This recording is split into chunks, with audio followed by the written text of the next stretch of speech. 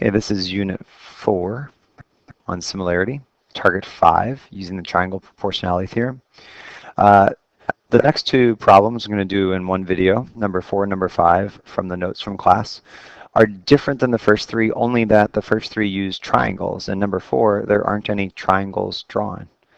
But the idea behind the theorem, or the new extension of the theorem, is that these lines go on forever, so technically I can make a triangle. And if I make a triangle, then I can use the same theorems that I used before of if I have a line that's parallel to another line that makes a side of a triangle, then it splits up all my sides proportionally, which means that this yellow and this green are going to have the same ratio as this blue and this pink. The same thing we did on the first three problems. So they didn't actually show you the lines were parallel on number 4. They showed you that angles 1, 2, and 3 are congruent. Well, angle 1 and 2 are corresponding angles of two lines with a transversal. And angles 2 and 3 are corresponding angles of two lines with a transversal. When corresponding angles are congruent, that means the lines must be parallel. So I do have parallel parts. That means I can set up an equation. I can say 16 over 40 should be proportional, meaning has the same ratio as BD. BD is my blue part from point B to point D over 30.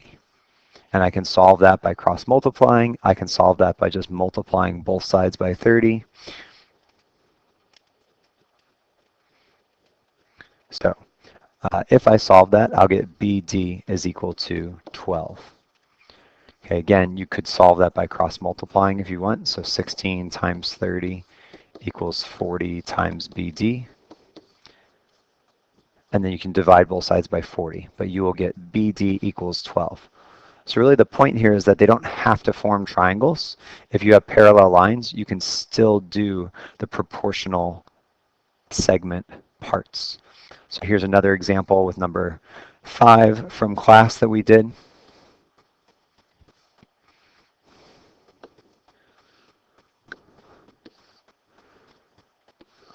I have proportional parts here.